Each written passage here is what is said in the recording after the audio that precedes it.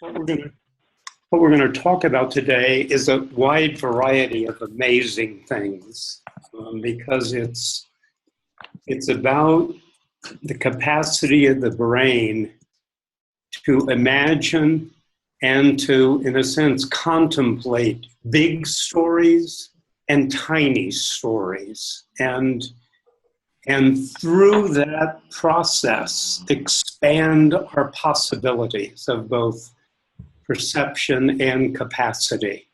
So I'm going to tell a couple of stories about the birth of the universe, about the evolution of our species, etc., that are very relevant to other discussions we will be having over the next 6 weeks. So just stay with us, and by the end of the time, probably all of these different stories will hopefully make some sort of sense. I'll start with just a couple of logistical things. First of all, and I might as well, Dan, share my screen at this point because I put all of this on my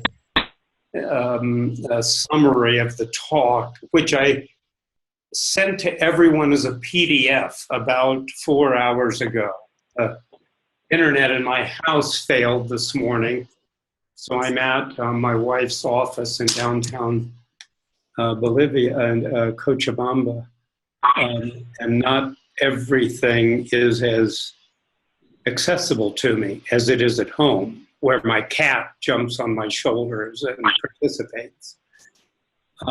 So I think I'll do that now. Did anyone not get the PDF, or is anyone interested who didn't get it in actually receiving it? Because I'm going to put it on the screen so you can follow it here. I see nods. I don't see any objections. Diane is waving from some strange place. Okay, here we go. Now what? Share screen. So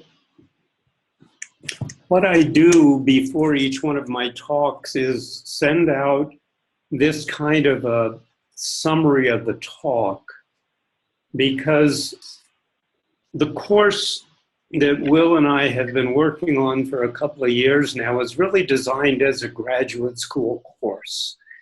And in our model, graduate students do a lot of their own learning. This is not a course in which a freshman in college comes in and we give them all the information. So what I try and do is lay out for you the data we're going to discuss. I'm going to walk through it pretty quickly with the notion that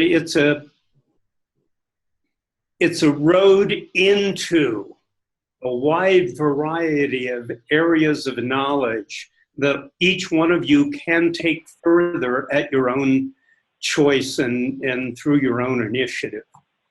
I will walk through this PDF, these pages, fairly quickly to lay out this story that we're presenting today. Will make some comments, and then we'll open it for discussion. So I encourage you, as we walk through, if you have questions, make some notes, because we'll have at least a half an hour at the end to talk about some of the issues that I bring up in the next 30, 35 minutes. And then also, because Will and I want to know the kinds of things you're most interested in that we will be touching on over the next couple of weeks. So in the last couple of weeks, we can hone in on areas that you might find of greater value than just what we have put together. Now, Rod asked me the other day about ebooks, because being in China, it's very difficult for him to get the textbooks. I've looked on Amazon to find that every one of our required texts is available as a Kindle edition. Obviously, that requires, you've got to have a Kindle reader, this sort of thing. I don't know a lot about that, but it is available. They are available electronically. Also, I wanted to say that we've made the list of required texts that we believe are really crucial to the foundation of what we're going to be talking about the next 6 weeks. I do not intend for all of you to buy every one of these books and read it cover to cover, and because there's going to be a test. Again, this is about, we're going to show you a way into another way of being that relates to the brain, it relates to the heart, and it relates to the larger ecological fields of all living systems that surround us. And so these books on the required list will really help you understand all of that. In the recommended list, there are a number of others that you will find of great interest in areas that particularly capture you over the next 6 weeks. Top left in the preferences. I'm sorry, was that a question? No, sorry, I forgot to mute my microphone. I was talking to myself. Okay. And Dan, since I have the PDF on my screen, I don't see everyone's picture. So if anyone has a question, you can just let me know. The last thing I would say is about missed classes. Some people won't be able to make every class. Every Monday class is being recorded. This one is, and the rest will be. And they will be available by Wednesday. Dan will edit them just a little bit, put them together, and send a link to everyone where you can access the recording by the middle of the week. The Friday class we do not record because it often is a forum in which more personal stories, experiences, sharing can come forth. And if it's being recorded, it tends to inhibit some of that sharing. And so we don't record that. However, Shauna, for example, cannot be with us on several Fridays, so I'm working with her to schedule a different day when she could make it. And Shauna, Rod, I just mentioned to Rod that we would be doing the Thursday morning session at 8 o'clock because Rod being in China, that might be easier for him, and he may join us on that Thursday 8 a.m. Pacific time session this week. And I'm going to do that on my own Zoom. So at this point, it'll just be the three of us. But if there are others who cannot join us on Friday, let me know, and we'll endeavor to include you in an alternative scheduled time. Then the format I've mentioned, and you'll see that it covers the variety of things I've listed: brain, heart, mind, what I'm calling now that eco-quantum fields, which is everything that Will talks about, the biggest and smallest things in the universe. Another point I wanted to make is that Alicia Goldstein's book, The Now Effect, is a very important resource for practice. So I recommend that one. I didn't get it on our list. And I wanted to just mention that, oh, I misnumbered. How about that? The primary neuroscience teachers we're going to be dealing with are Rick Hansen, Richie Davidson, Alicia Goldstein, and Dan Siegel. But there are other practitioners that we will touch on. Eldon Taylor, for example, who's an authority on subliminal influences, and we'll spend some time on that in a later session. And of course, Bruce Lipton, who many of you have probably heard of or read, who's very good on belief structures. So let's just, why don't I just stop for a minute and let's see if there are any questions. Will, any comments from you before we get into the content?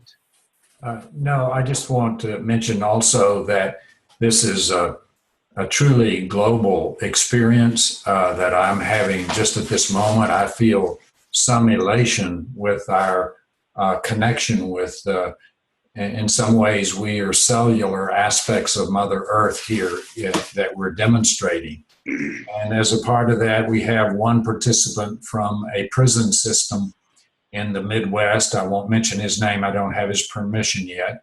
But this is an experiment with the first course at Wisdom School, where we are actually connecting and linking with a prisoner who can benefit not only from the study, but from the fellowship that we have.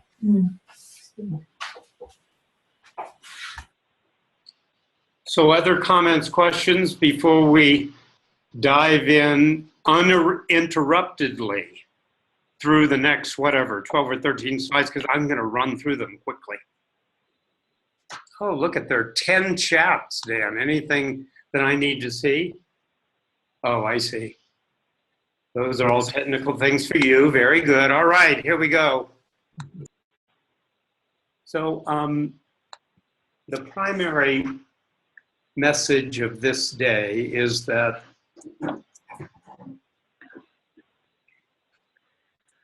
reality as we experience it as human beings, as living systems in a sense, is internally a model of what exists outside. It is not an exact replica of what we see, hear, feel, and touch every day. And our brains, in fact, interpret the input from our sensory organs, and they make a model of the world out of it that involves our previous experiences, our hopes for the future, a wide variety of processing of data that then creates for us everything we experience, subjectively and objectively, but it's a model. And that model can be changed. And it's up to us to participate in a change of our internal model in a way that affects, in a positive sense, our external world. And so, as Stephen Hawking puts it, when such a model is successful at explaining events, we tend to attribute a degree of absolute truth to this view. And we'll see when I walk through a couple of the models that have been overturned throughout history, how during the time it was the dominant model for society, it was seen primarily as the absolute truth. And then I go on to say here that science, by its nature, is a never-ending inquiry into reality. Reality as we know, and as you'll see in a lot of what Will talks about, there is a never-ending process of peeling away the layers of what we call reality and finding something more definitive underneath, which gives rise to new theories, new ideas, new ways of describing reality on a regular basis. And I like Niels Bohr's quote, because physics, for most of us, tends to have, we tend to have an internal model of physics and physicists as they know how to describe the universe. But in fact, as Neil says, it's wrong to think that the task of physics is to find out how nature is. Physics concerns what we say about nature, and that's the same about the brain. So if we look at how models have unfolded in the recent past, we see that scientists assume the physical models with which they work represent the actual underlying physical reality of how nature operates. In fact, it isn't true. We know that in the year 1500, for example, society generally, civilization, looked at the universe as the center of a harmonious system of concentric circles, and Galileo came along to say, no, that's not true.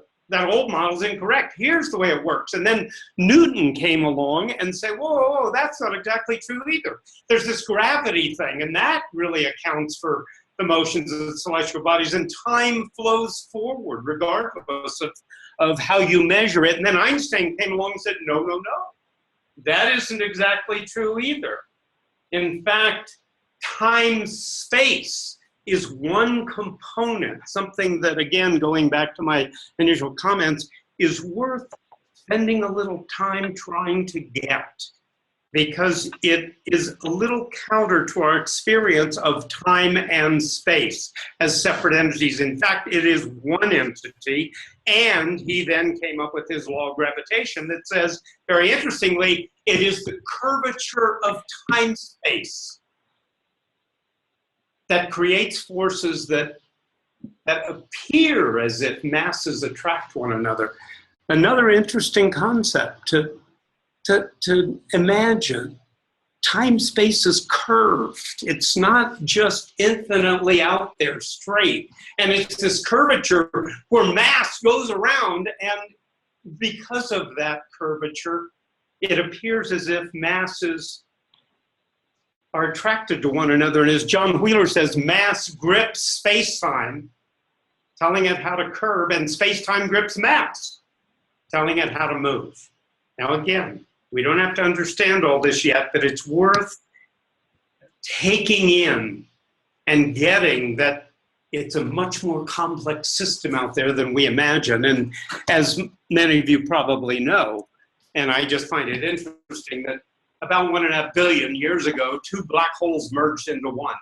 And just about 6 months ago, we were able to measure the results of that merger. As a gravitational wave that, look at this, moved the Earth about the width of an atomic nucleus. But we measured it. And this is a part of the point of this, that on the one hand, our brain apprehends reality through its senses and creates a model that may or may not be exactly the way it is outside. But the brain, the human brain also has given us the possibility to extend our way of knowing through technology to such a degree that we could measure the Earth expansion and contraction in the width of an atomic nucleus. Extraordinary. And it's a part of how neuroscience works because of technology. So these are models. And here are the models that are fundamental to ubiquity. The living universe, I'm going to touch on each one of these briefly. Hypercomplexity, story of evolution, the story of an unfoldment within physical matter. Integral theory, primarily the work of Ken Wilber, the importance of strengthening our interior resources. This is what our practices are going to be about, and neuroscience, which is one perspective that leads us into these models. The Living Universe, this is a very good book by Dwayne Elgin in which he captures the difference between the traditional view of the universe in which matter is inert, space is empty, it's not alive, and therefore we can just exploit it to whatever degree we wish. More and more today, we're seeing that that probably isn't true. Mother Earth is coming back to say, wait, you can't do that anymore. I'm going to rearrange myself and your environment in a way that influences you to stop doing this. And a part of what Dwayne has brought together is the evidence from cosmology, biology, and this is to show the universe is actually alive. It's not dead. And a part of what Will is going to introduce us to is how, through our system, our living system, we can begin to communicate with and understand the dimensions of this living universe that, in fact, interacts with us in extraordinary ways. Second, hypercomplexity. The fact that civilization is in a crisis. We don't know what to do. Largely, that's because so many different forces are interacting with one another now that it is beyond our current level of thinking and knowing to be able to understand it all. As Paul Cillier said, we have to deal with what we do not understand. And that demands new ways of thinking. And that's a part of what this course is about, introducing all of us to new ways of thinking. And in the final point, part of what ubiquity is about is new approaches to education that focus on the development of humans in ways to stimulate the emergence of new ways of thinking and knowing. that will assist future generations to adapt to this hyper-complex world. Third, the story of evolution of the universe. Just imagine this. The universe was created approximately 14 billion years ago. Unbelievable. 400 million years later, the first stars and galaxies began to form. About 5 or 6 billion years after it started, a mysterious force, which I'll touch on briefly before this slide is over, that we now call dark energy, appeared completely. It's something that we have no idea what it is. We have a few theories. We're trying to measure it. We have no idea what it is. And that we determined this to be there because we believed that because of gravity, the expansion of the universe was slowing down. And it wasn't until just a couple decades ago when the Hubble telescope went into space that we saw that the universe is expanding. And it is expanding more and more rapidly every instant. And this is, therefore, we believe, partly because of dark energy. And then that relates to dark matter. And so now, look at the last point, because this is important in our model of how much we believe we know. Physical matter only makes up 5% of the known universe. 27% is dark matter, which we have no idea about. And 68% is this dark energy that seems to permeate the entire universe and contribute to its unbelievable expansion. And what is currently beginning to be pointed toward is that it interpenetrates us in ways and affects us, affects our way of being in ways that we've never understood and still don't understand, but is there. And a part of what Will is going to talk about and what we're going to be doing the next 6 weeks is unfolding these sensitivities within us that might be able to have a better relationship, a more productive and expansive relationship with these unknowns.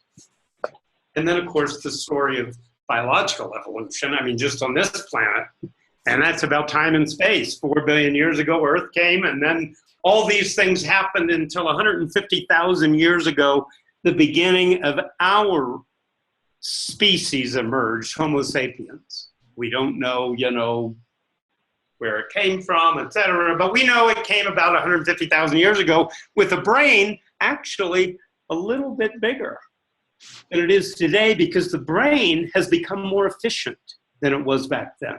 However, an awful lot of that initial brain substance, reality, subjective sense is still with us. And we'll learn that it motivates us in ways that we call the Neanderthal brain.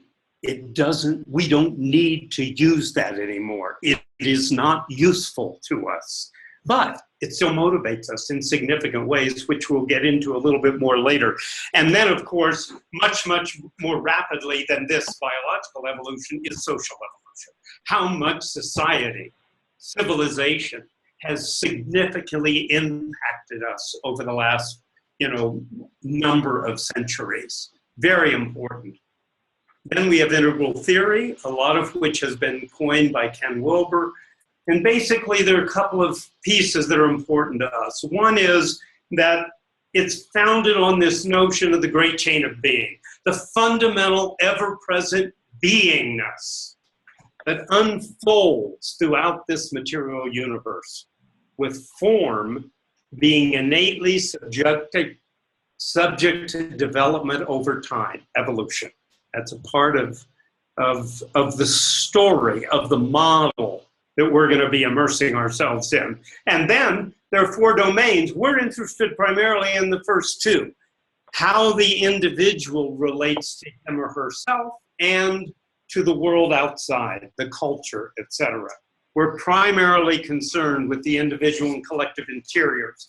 And through the awareness and active participation in these realms, we can influence our exterior realities for the better. And these are the inner resources and strengths we're going to focus on. Patience, energy, generosity, restraint, tranquility, optimism, mindfulness, emotional intelligence, gratitude, self-compassion, kindness, altruistic joy. That's what this course emphasizes, how we strengthen these inner resources, because they are required to deal with the hypercomplexity in which we sit and the new kind of civilization that we believe is required to deal with climate change, the large questions of the survival of our species. And then, of course, we come to neuroscience, the scientific study of the human nervous system. And I just wanted to compare a few characteristics of the brain mind with this story of the universe. And again, these are models. This information that I have on this page has only been understood in the last 20, 25 years. And as Rick Hansen likes to say, he believes as a 30-year Buddhist practitioner and a 25-year psychotherapist and a 20-year neuroscientist, that neuroscience today, our understanding of the brain today, is about where medicine was at the invention of the microscope back in the mid-1700s. So in the next 20 years, we'll probably quadruple what we understand about the brain. And what we're going to learn in the next 6 weeks is our current model. A lot of it is fairly well documented, but a lot of it is going to move radically forward in the years to come. So, small little system, 2 to 3% of body weight, around 3 pounds. And it consumes about 25% of all metabolic resources of the body. A huge need in order to manage this whole system. It's always on. This is something I only learned in the last 10 years. It's always on, waking, sleeping, even in a coma. It is operating 24 hours a day, every day. 25% of the metabolic resources are being consumed by this small little, they call it tofu-like substance in the head. Then look at what it's made up of. 1 trillion brain cells. Incredible. Close to 100 billion neurons, the neurons being the primary cell that carries information throughout the brain and is reflective of input and output. Affects how we feel, believe, think, act, who we are in our manifestation of ourselves in the world. And those neurons, which are connected to each other, about 5,000 connections for each neuron. Connections called synapses where they connect. Every one of those is involved in determining who we are and how we are. And we now know that we can influence them. We can affect the way they fire, the way they connect. And as it says there, we've learned that neurons that fire together wire together, which means that when you can get more and more of these neuronal connections, these communities of neurons firing at the same time around the same stimuli, beliefs, feelings, etc., then those communities become strengthened, and that kind of behavior becomes more natural for each of us. And our challenge is to find those places where we're not quite satisfied with who we are and rewire those in ways that create a new kind of being. Then the complexity, here's where we go back to the basic structure of the universe. I mean, imagine this, small little tofu-like substance in our brain, and the number of brain states that brain can have is so far beyond the number of atoms in the known observable visible universe, it's unbelievable. 10 to the millionth power of possible brain states compared to the known visible universe, which is 93 billion light years across. And we're a little 3-pound tofu-like substance inside of our head, and we have 10 to the 1 million possible brain states, and in all of those 93 billion light years, there's only 10 to the 80th power atoms. Human brain's more complex than anything we've identified in the known universe. An extraordinary aspect of what life has brought into matter through us. And now we know that directed mental activity can systematically alter brain structure and function. And a part of what we will practice regularly is gratitude for this complexity and recognition of our responsibility for conscious intent and effect. Then the brain models reality. I mentioned it earlier. Each of us experience the world uniquely because we all have different kinds of sensory experiences. We all see different things. And all that comes in, and we all had different experiences in the past. And when all that comes in, our experiences are related to how the model unfolds. A lot of this is below conscious awareness. And that's a part of where we will go into our unconscious to begin to familiarize ourselves with those beliefs and patterns that we would like to change, and we can do that. It's like, we'll talk a bit about memories, because memories are very interesting. You know, our memories are not stored like information in a computer. They are taken apart, and they are pieces, are put in different parts of the brain, and when you remember something, they're all brought back together again. And every time you remember something, it's different than the way you first experienced it.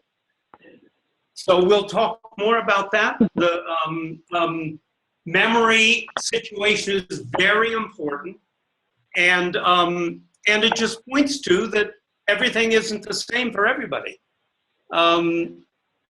Then, you know, the more we learn about the brain, the more it appears the reality is indeed a construction of the brain, at least my individual reality. And that most of the input comes from our five senses. However, that's because we didn't need the other capacities that we have inherent in us for our survival over the last 150,000 years, and now we do. And Will is going to help us move into a space that allows us to expand this sensory capability beyond these normal five senses into other ways of sensing and being with living systems beyond ourselves. One example is vision. Roughly 30% of the neurons in the brain, in the cortex, are devoted to vision. And the human brain can interpret images in 13 milliseconds. That's how so much subliminal influence happens to us. So much we see that we have no idea we just saw.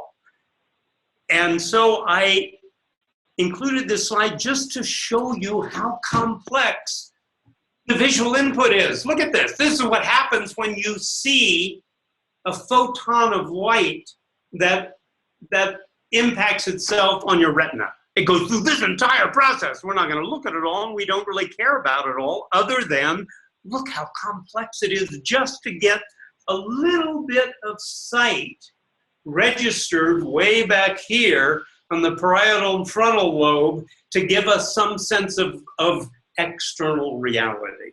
Very complex system. And in the middle of all this is factored in our experience. You know, what have we seen before that looks like this? How do we know that's a cat? We know it's a cat because we've seen that before, and we feel the fur in our legs, and all of the input the brain then associates with our previous experience of a cat. And then we recognize it. But this is just what happens with sight, let alone all the other senses. So the reality modeling of the brain is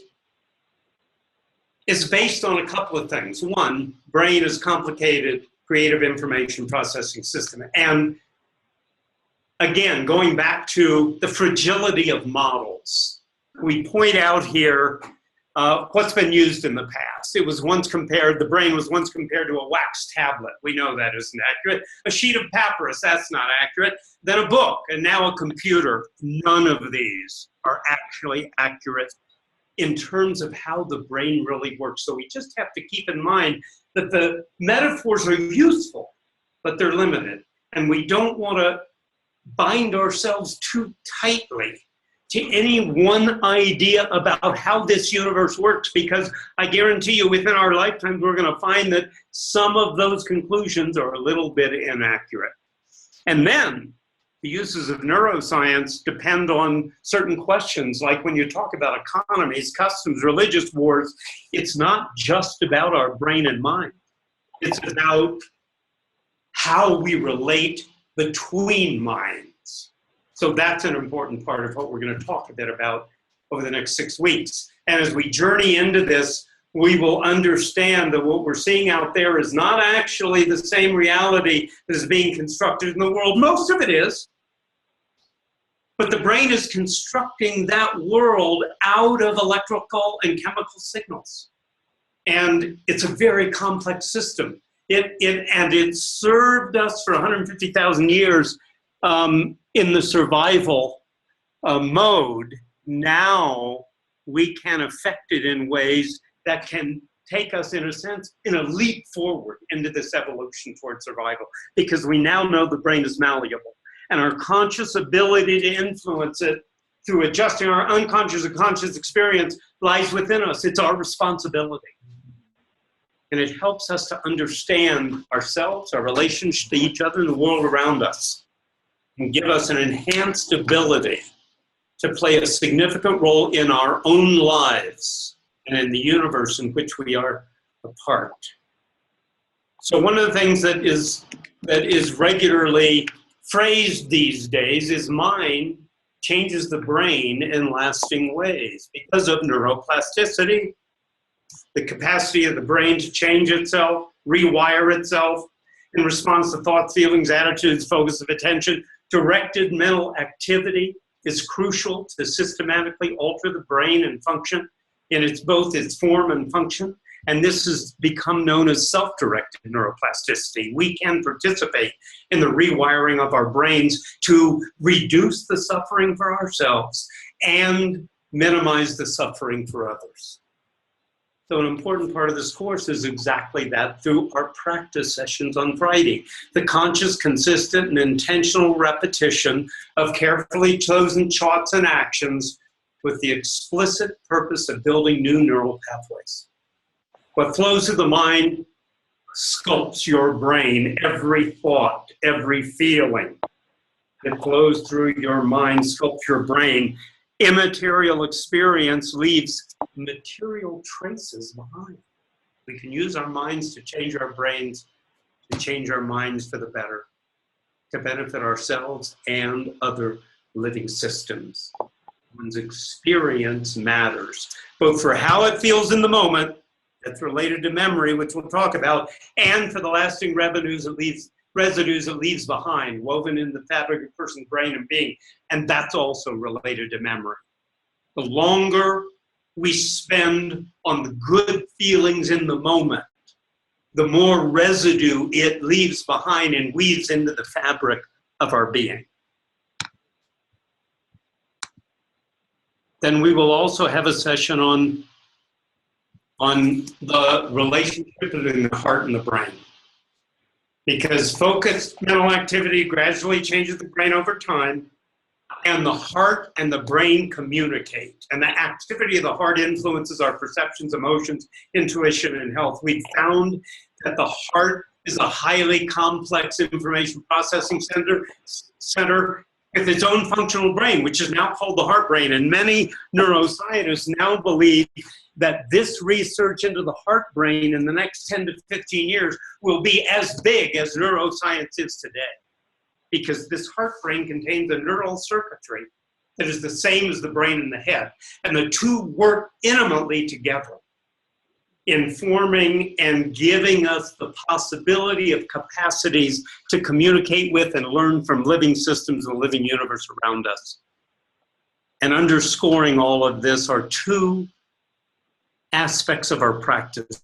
One I call taking in the good. It's not my phrase, but I love the phrase, meaning that we spend a lot of time on negativity, but there are many, many more good things that happen every day.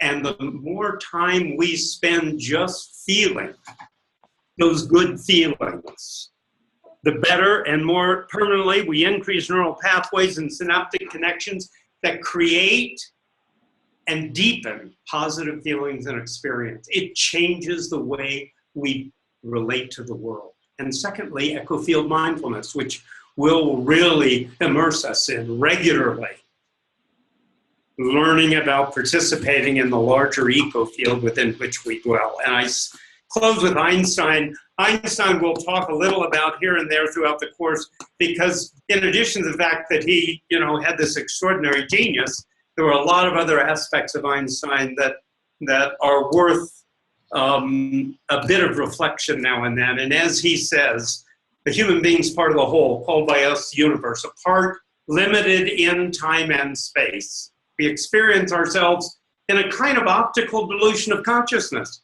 something separate from the rest, but it's a delusion, restricting us to personal desires and of affection for a few persons near us. As Einstein says, we must free ourselves from this prison by widening our circle of compassion to embrace all living creatures and the whole of nature and its beauty, in a sense, embracing the living universe. And it's the striving of this achievement in itself that is part of the liberation and the foundation for inner security.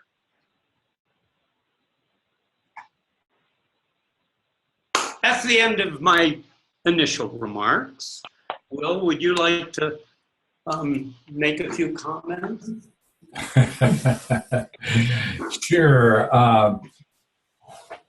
By a few comments, we have maybe 10 or 15 minutes, and then open up for discussion. Is that the way? That'd be great.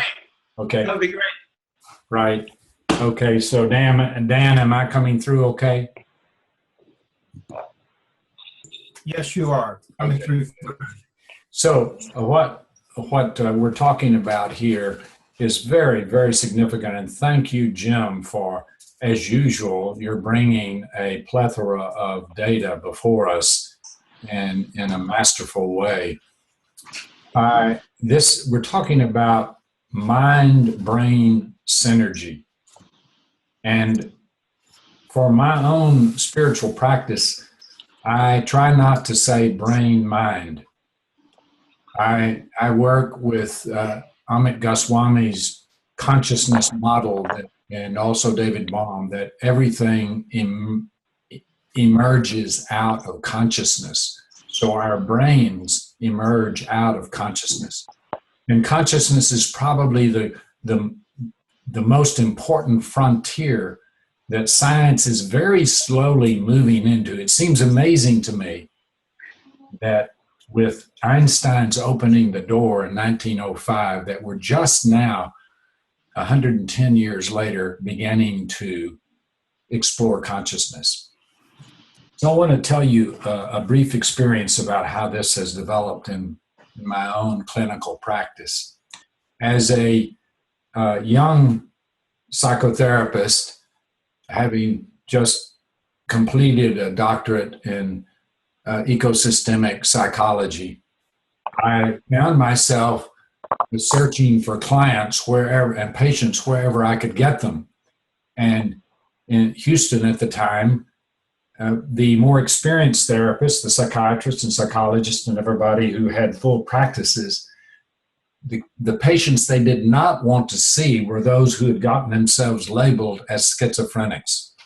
So I found myself in the midst of a practice that was heavily laden with people who had gotten themselves labeled with that particular phrase. Schizophrenia, of course, means split mind. And we never have been able to, in the Western world, deal with this. I think it's notable that from the tribal elders that I returned to at one point, they made clear to me that schizophrenia was not apparent, not explicit in the Western Hemisphere pre-1492. So with that knowledge, I began to experience and explore what is schizophrenia. So one particular patient, client comes to my mind. I've been working with him over a number of months.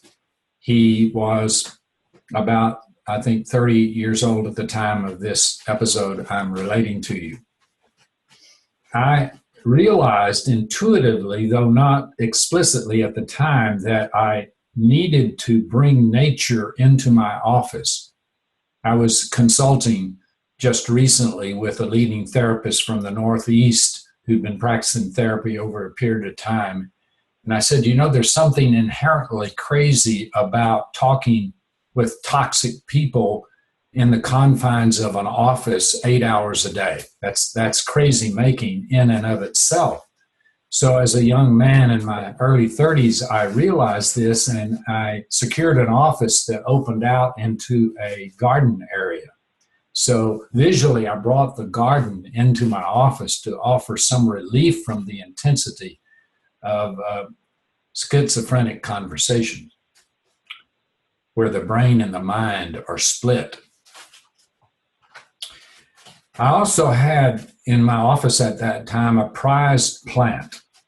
It hung on an S-curved contraption to which I'd attached a piece of leather that held a beautiful ceramic pot that in turn held a plant that dangled over the side and would occasionally pass before me and hopefully to purify me as I was working in these conditions.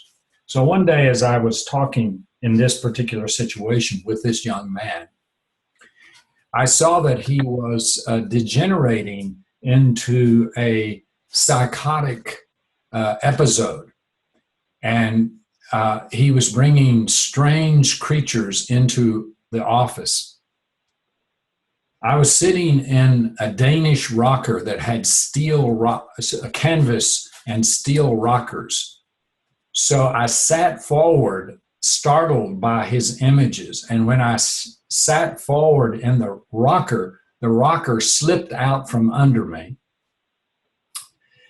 And I knocked the plant loose from the ceiling, and it came tumbling down on my head and broke open my forehead and dumped all the soil out on my shoulders. And then the plant was perched on top of my head. The roots of the plant were on top of my head. And I caught a glimpse of myself in the window, and there I sat on the floor covered in soil, and the plant itself seemed to have its brain system wrapped around my brain. And with that, I just broke out into peals of laughter. And after I recovered myself a little bit, I looked up over to the side, and I saw that my schizophrenic patient was looking at me quite concerned. And he came over, completely operating out of his adult, helped me up back into my chair, helped me clean up. He went over and sat down and talked for the next 30 minutes as if he had just graduated from Harvard. It was an amazing experience for me, a pivotal experience for me, pivotal for him too. Over the next few months, he had regressions, of course, but he had been living with his parents, he left home, found a job, and began to function over a period of time. At the time, I was in the Texas Medical Center at the University of Texas, and I produced this case in a case conference. And after I talked about it for some time, the senior therapists, psychiatrists, medical professors, and so on had several things to say, but mainly questions. But one of the comments they made is that when you're in the room, in a schizophrenic room where brain and mind are split, there's only room for so much craziness. And so when you became crazy, then there was room for your patient to find his own coherence amidst the chaos that you had created, or rather that the plant had created, or you and the plant had created. Over the years, I've meditated on this particular episode time and again, and it came to me in the night last night as I was thinking about our session. And I was thinking about that plant wrapping its roots around my head. We know from the study of plants and plant intelligence that the so-called brain of the plant is likely in its roots, not in its flowering parts. So in some way, what I want to talk about and what I would like to bring into our explorations about the mind-brain is the power of the external, the neural system of the external. So a moment ago, Jim was talking about integral theory, and he was talking about the quadrants. And there are two internal quadrants, the I and the we, and there's the external me and the external us. And I believe the growing edge of neuroscience over the next 5 years or so is going to be that important linkage between our internal brain systems, mind-brain systems, and the external mind-brain system that I discovered inadvertently on that day I just mentioned. I also want to point something out. It may be that it was not Will who instigated this bit of disorder in his office, but perhaps the plants themselves. I'm going to pause here for a moment and let you take that in. If we can escape, if we can liberate ourselves from our human-centered perspective for just a moment and realize that there is an ecofield, a web of ecofields all around us, and the component parts, are interested for some reason, and sometimes I don't know why they're interested, but they seem to be interested in the evolution of us as humans. It may be their interest in us is because of the poor job we're doing, and the poor job I was doing in that therapy session. And perhaps the creation of the disorder was a deeper coherence attempting to come through and help me and my patient and the patient's family escape from this solipsism, this narcissism so inherent in Western civilization. So that's enough of that for now. It brings me to one question I'd like to start our discussion, Jim.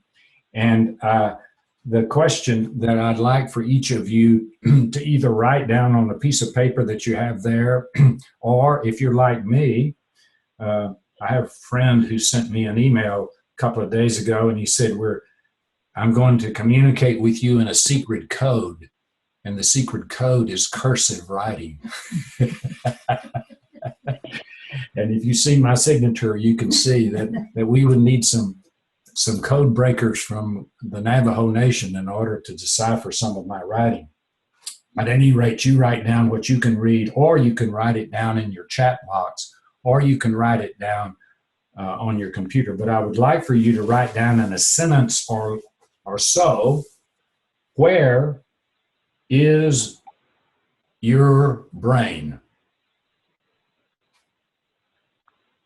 So without doing a lot of thinking about it, just write, where is your brain? So as you're writing that down, I want to note something about the Wisdom School and ubiquity. A while ago, we were having a discussion in the Wisdom Council, Leadership Council, and I had asked Jim Garrison, Jim Hickman, for a report on larger Ubiquity University, and we were considering how to bring together undergraduate students, masters of business administration students, PhD students, doctor of ministry students, and so on, in a class like this one, and require different things of them for different kinds of competence. And I found myself saying, this sounds like a one-room schoolhouse. And so that's what we are today. We are a one-room global school room in which we are exploring this particular manifestation. And before I get to your answers about where your brain is, I want to hold up. Dan, are they seeing what I'm holding up? Will, I think your camera is on your laptop, so hold it up in front of your laptop. Okay, Yes. there we go. Okay. So that's why I have you around, Dan. You're my help. You're like the Holy Spirit. You're my very present help. Okay, so you're looking at a glass of water here. Today, this very day, sadly, but also maybe not so sad, one of my great mentors, May Wan Ho, died. May Wan Ho is probably one of the leading biophysicists in the world today. And I was, as a way to honor her, I was listening to a lecture by her this morning, and she held up a glass of water like this. And she said, this glass of water is 40% coherent, only 40%. But the water that circulates in your neural system is 100% coherent. Notice I said neural system. And this is all just kind of an aside for me to stall while you're writing. Okay, so let's see if we can call, to begin the discussion, Jim, see if we can call on some people. And Dan, while you're on the screen, what did you write down? We'll use a talking stick to begin the discussion. So what did you write down? Where is your brain? I wrote that my brain is everywhere. Okay, good. We'll talk about that in a minute. Constantina, what did you write down? Well, I wrote down that I hope that my brain is in my heart, because thinking from the heart brings a great deal of sanity as opposed to thinking from what we traditionally call our mind. That's beautiful. And what's really interesting is that you're in Germany, and Germany is making the journey out of an extreme rationalism in the head, maybe to the heart. Rod Chambers over in China, I don't know if you can hear me. What did you write down?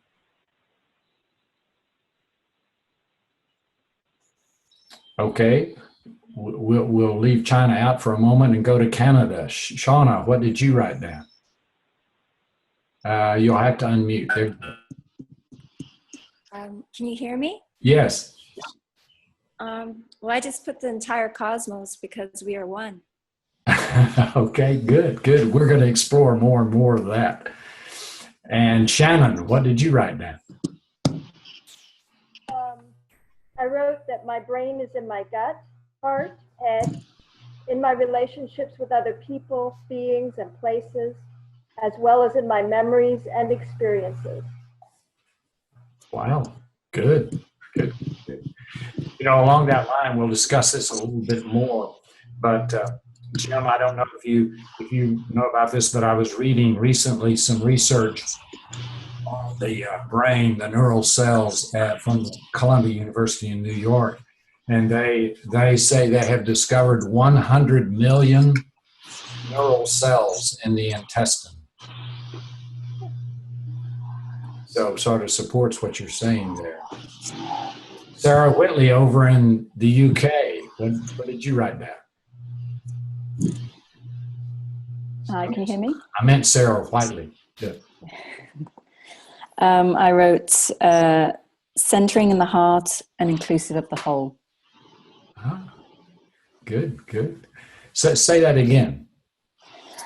Centering in the heart and inclusive of the whole. Oh, yeah. Okay, so how you experience your brain functioning is proceeding out of you're like Aristotle. No wonder you've been in Greece. That's what Aristotle thought. There you go. So that the heart is the center of your brain and kind of radiates out into other areas. Yeah. So Kathy Mines over in Toronto, are you still there? I had to unmute. I wrote that my brain is the heart floating above. And I had this image that just this so close to my body, but connected to everything. So sort of that 8th chakra. My heart, my brain is in the heart floating above. Okay. Good. I love that. Called on it. I love that. I love that. And Georgie Zabo over in Budapest. Oops. Hello. Yeah, I'm unmuted. I didn't write anything then, actually. I was actually really lovely listening to everybody's comments, and my consciousness was taking me to cosmic consciousness. I think I'm talking in this kind of like consciousness mantra so much because recently I've been reading a lot of Tibetan mysticism, which talks about heart consciousness, mind consciousness, and so forth. So I'm thinking in consciousness terms, and I really would like to find out or experience more how the cosmic consciousness interacts with our brain. Good. Okay, great. And Jim Hittman, we're going to circle around in a moment and let you comment on the comments because you can see there's a wide variety here. And Emma, I'm looking at you. What do you have to say about what you think? Hi, everyone. Can you hear me? Yes. Where are you calling from, Emma? Today from New Hampshire. New Hampshire. Okay, wonderful. And it's actually snowing outside today. We have a couple of inches of snow. Anyway, I wrote like Dan everywhere. Okay, good. And welcome to our learning community today. Appreciate your being. Thank you. Yeah, let's see. I'm seeing if I can find different ones. Cass, I know you are coming in by phone, but what did you write down? Thank you. I actually was thinking, I didn't write, I had a hard time writing, but my thoughts are that my brain experience has always been, or previous to this, in the last few years, thought focused, but always influenced by emotion and heartfulness. And now experientially, I've been connected with the Women's Circle, with Heather Ashamara, and I feel it or experience it as also in an energy field in my beingness. So my actual answer is I don't know where my brain is, but I experience it or am experiencing it now on multiple levels that are holistic. So in the mind, in the heart, in the emotion, in the energy field, which, is a spiritual, and even physically. So I'm excited because I think that we're on the brink, or I am on the brink of experiencing it in a much more full sense. So I'm not sure, but I'm certainly open to finding out more. Good. Thank you. Thank you a lot. And you've introduced something else into our discussion, and that is, what is the role of the web of fields, the electromagnetic field? Mei-Wan Ho is probably knows more about the interface of the biological system with the electromagnetic field than any other person I know of. So I'm sure we'll explore that as we move along. And let's see. Okay, let's go to Diane Browsey in Palestine. In a wadi in Palestine. Are you there, Diane? Can you hear me? Yes. Can you hear me? Yeah, speak up just a little bit. I'm actually in Jordan. Oh, in Jordan. Yes, a wadi in Jordan. And I wrote down heart, head, and body. But as I'm looking at all of you and hearing where you're all from, it's obvious that we're all here together, and here is everywhere, almost literally in this classroom. Great. Thank you, Diane. It's always good to connect with you. And you can see from our discussion that we're going to be learning from each other as much as we are from Jim and me. Jim, I think we got a tiger by the tail here. I see Sharon Kind there. Sharon, can you beam yourself in? Okay, maybe not. So let's see if there are any. Lily Rowden. Hello, Will. Hello. I wrote down from a feeling aspect that it feels as if it's everywhere. And I have the sense that I have to sort of pull it into my body in order to focus on a particular point. Okay, good. Thank you, Lily. Good. Always good to see you. So I think, according to my list here, at least, we've given everybody a chance. Bob Meyer, we didn't give you a chance. Bob, what do you got to say? Well, all these beautiful, expansive definitions came to mind, but I also realized that on a day-to-day working basis, I'm still seeing the brain as an organ in the head. Everything else I have to stop and imagine or grow in or reach out into.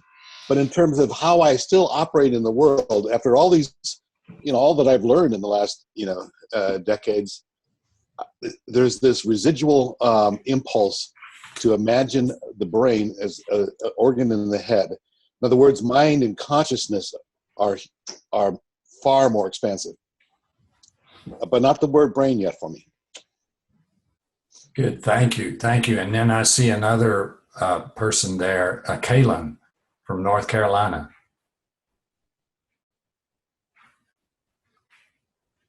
There you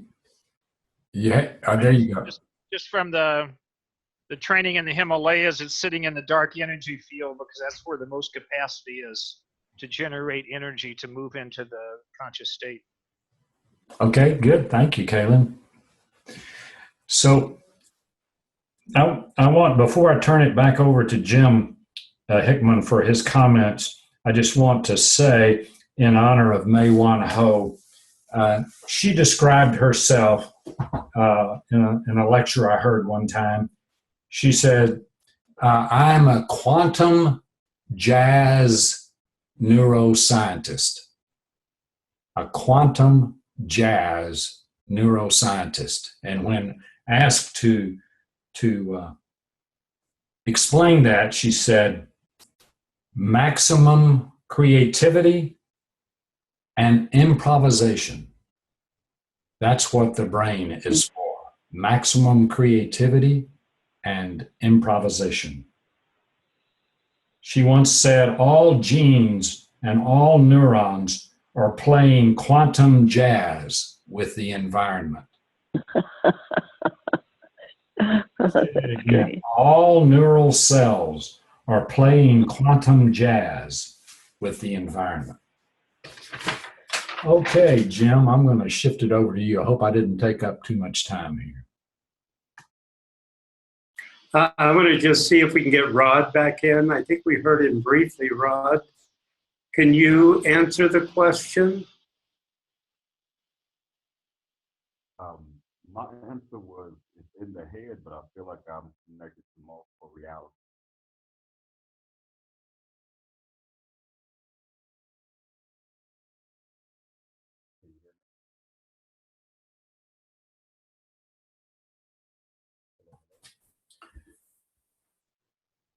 Well, I believe that Jim's screen has frozen. Okay. All right. So we'll wait. Jim will be coming back in a moment. He's been caught in a quantum improvisation. So while we're waiting for Jim to come back, I just want to open the discussion now for any questions or comments that you had about here's Jim back with us. I see him. So Jim, you unmute. There you go. Yeah, I'll make a comment or two, and then I want your most recent comment to follow. We want to hear from everyone about comments and questions about where we've been today and where we're going. But I would, we're in a world, I would say we are a group of compelling and competing models. Everyone except Bob and myself already understands, in a sense, feels, senses the much larger capacity of what we call brain. I think I'm a little more traditional. I agree with all of that. I have no argument with anything anyone said. I would just use a different term, because brain means a very specific thing in our culture.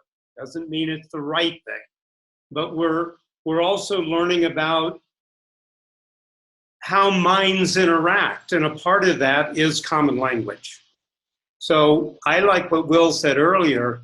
I would say, for me, the more relevant question would be, where is my consciousness? That's what I heard everyone talk about. Only because I'm more traditional. My brain is in my head.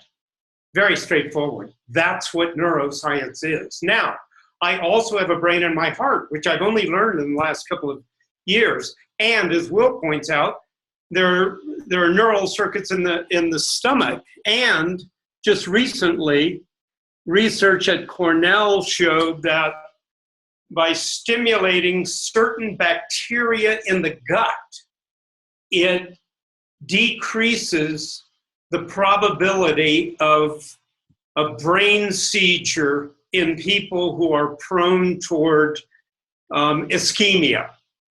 And so it's absolutely true. This relationship within our body, which is sort of brain-centered, is way beyond the skull. There's no doubt about it. At the same time, neuroscience traditionally is about the scientific study of the human nervous system, which traditionally is limited to certain parts of the body, is expanding a bit. And so like Bob, for me, I relate to the brain in my skull. I relate to consciousness in a much, much bigger way. And my brain is related to that, but my consciousness isn't limited to it, in a sense. So I love everyone's sense of the bigger nature of who we are in relation to this brain. At the same time, what we will be learning over the next couple of weeks is very specifically to the brain in your skull. Doesn't limit all these other experiences and sensitivities about where consciousness lies and what it does. But it's a model. Again, for going back to my initial comments, this is about models. We have models about things. The traditional scientific model of the brain is it sits in the skull. And then we have a model about, well, now, the brain's bigger than that. It's outside and it sits on top of my head and it's in my heart, and all of those are true.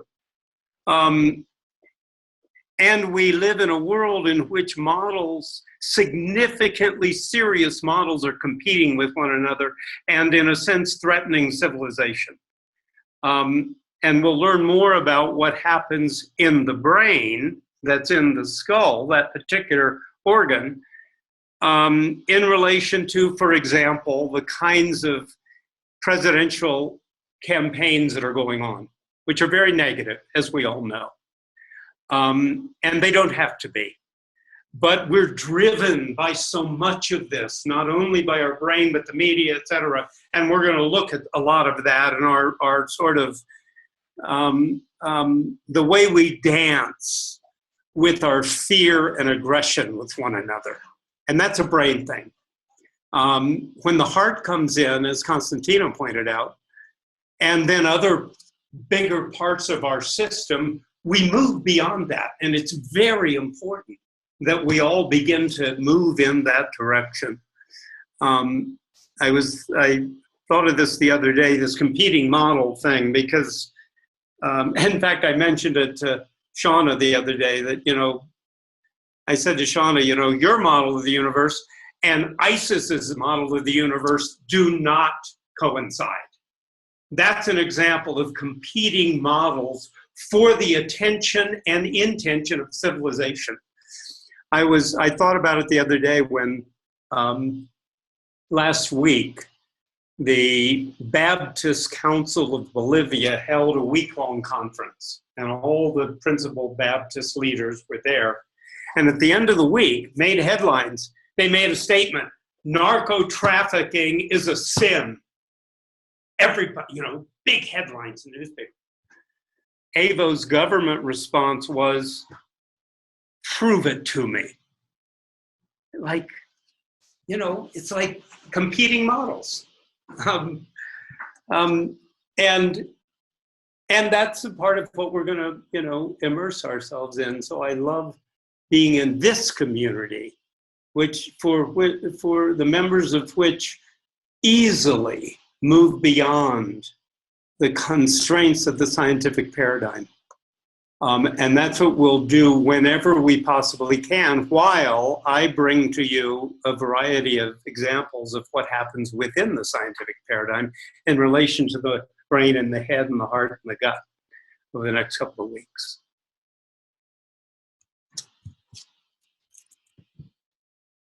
Thank you so much, Jim. And I wonder if this would be a time, Dan, help us know how people can hold up their hands if they have a comment or a question on anything that's gone before.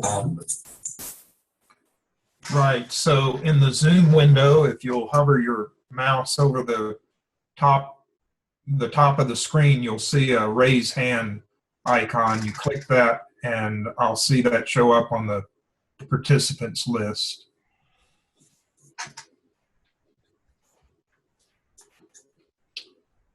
And Will and Jim, are y'all looking at the participants list? We are, but I don't on my window, it doesn't have a place to raise hand. Is my window different? Yes. Oh, okay. And I'm not seeing that icon either, Dan. It's because I see it, but I don't see any hands raised. Right. Yeah. I see it says in the lower left-hand part of the window, it says raise hand. I'm going to raise my hand. Now, what does that look like? Yeah. It shows I raised my hand. There it is. Hey, hi, everybody. I raised my hand. Lower hand. Oh, I lowered my hand. Oh, boy. So you could also just raise your hand. Yeah, that's right. If you'd like to say something. And Dan, I see that if you go to the participants list, that's where I see a place to click. Raise hand, lower hand. So that's another place, I guess, to find it. Good. On the participant bottom left of the participants list. Okay. So in the meantime, while everyone's looking, does anyone have a question or comment? Yeah, there's Lily holding up her hand. Lily? I was thinking as you were talking, Jim, that we were going to be reshaping the neurons in our brain. And I was thinking about the brain as the tuning fork, the physical piece of the brain that's within the skull is a tuning fork to this larger brain or consciousness. And I was imagining if the mass is only 5%, then there's really a very fine tuning to do. it's that it would have an effect on this larger consciousness. So I'm looking forward to that unfolding as we're working. Hey.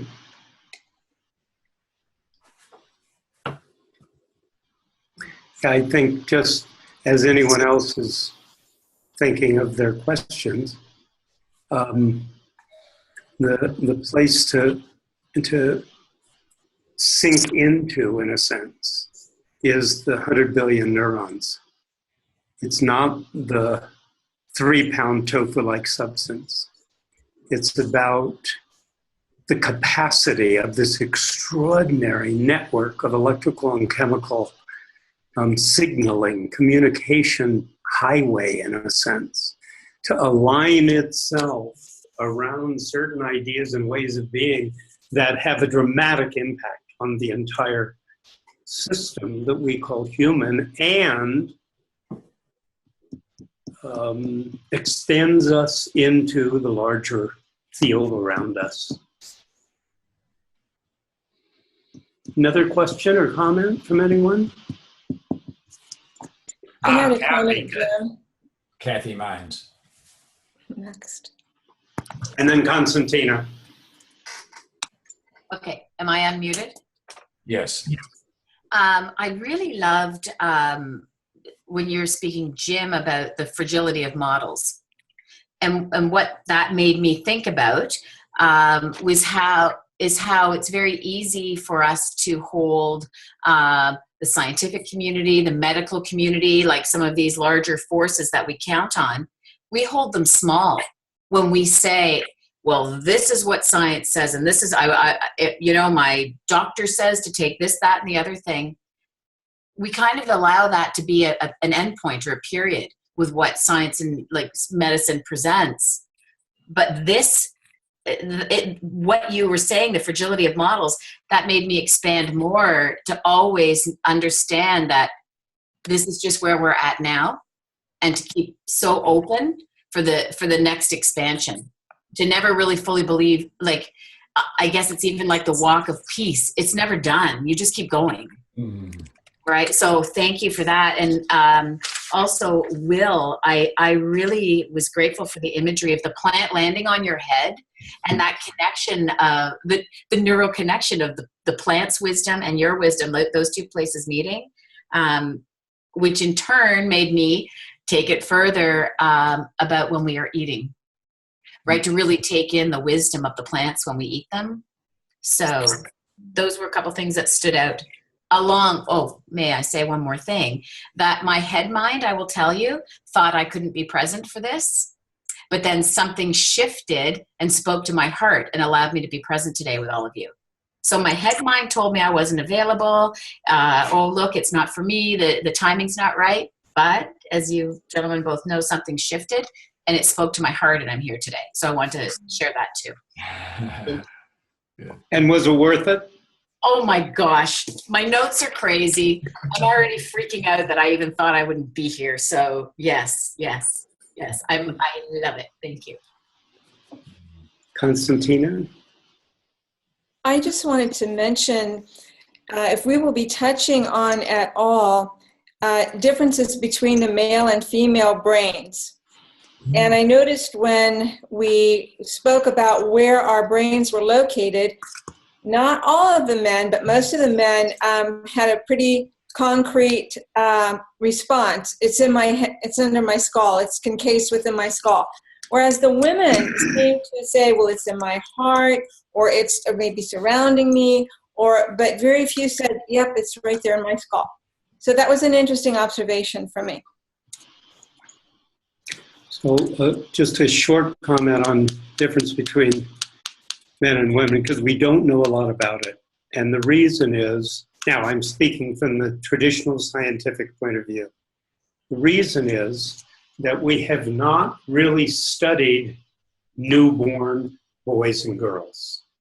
And by the time they get to an age where we could study them, culture has changed them dramatically.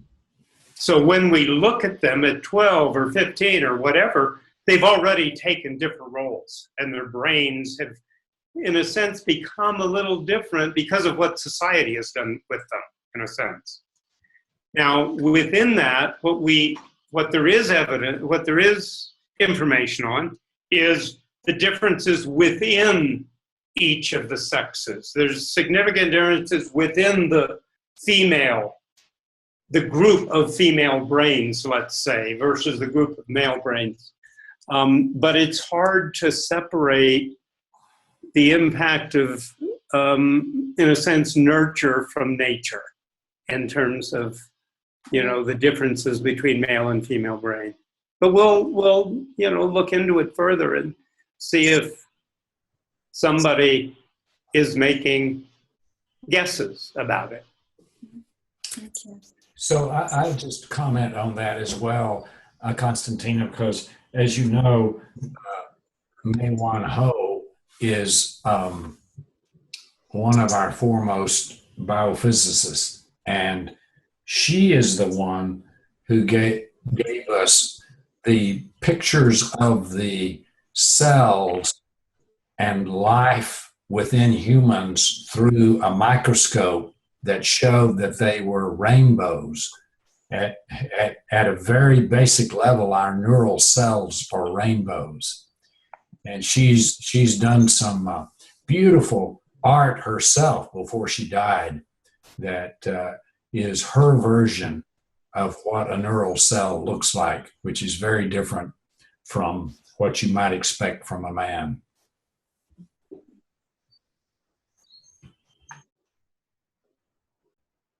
So one other comment about some of the comments. What has been evident today is the plethora of imagery that everyone has brought in. And imagery is very, very important in our task here about restructuring the form and function of our brain, heart, mind, gut, consciousness system. Lily, for example, your image reminded me of an image that I play with. And it may make a little more sense when Will talks a bit about the quantum fields. But, in the quantum level, according to the way we have modeled it, it's a field of energy in which all possibilities exist. No one specific probability has come yet into play.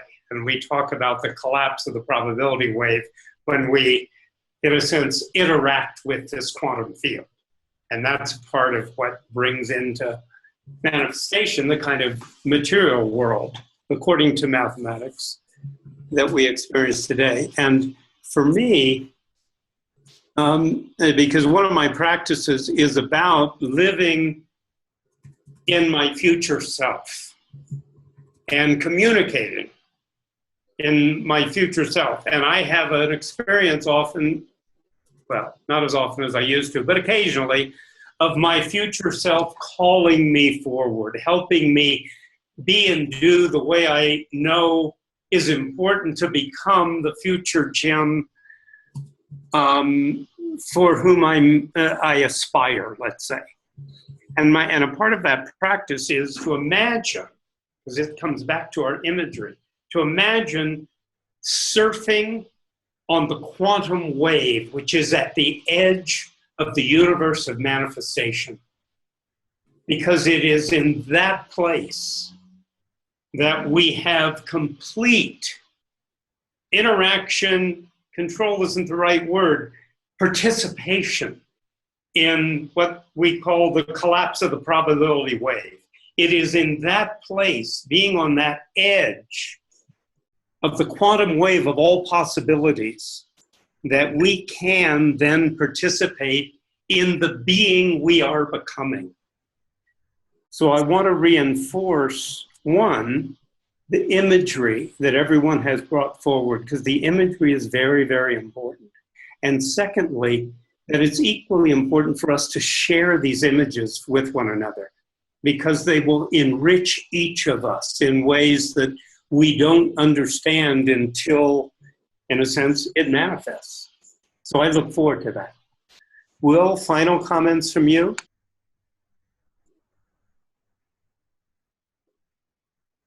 I'm good for today.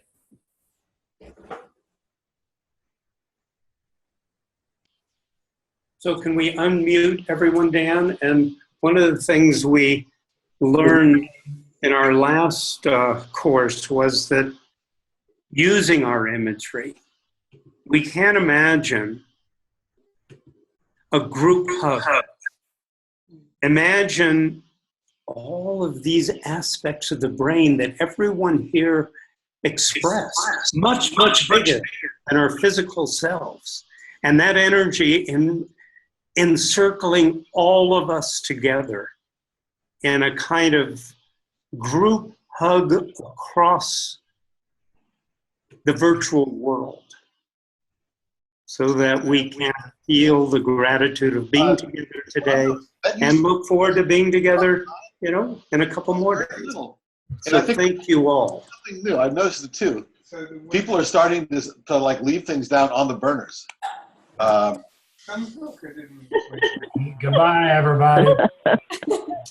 Goodbye, everybody. Bye, everyone. Blessings and love Thank you. around the world. Blessings and love around the world. This is Alice signing off.